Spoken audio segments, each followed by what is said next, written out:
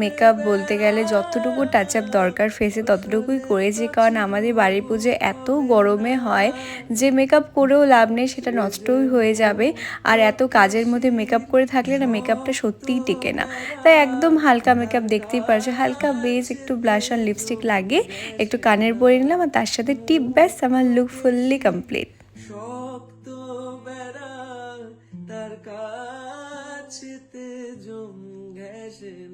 এখন আমি যাচ্ছি হচ্ছে পালবাড়িতে, যেখানে মা আছে।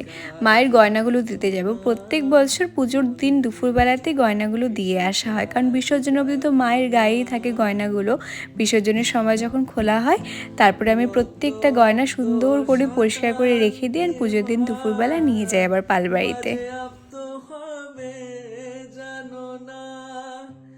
বেরোনোর সময় দেখি মা ভোগের ওখানে বসে বসে কিছু কাজ করছে। মায়ের মনটা আজকে বড্ড খারাপ।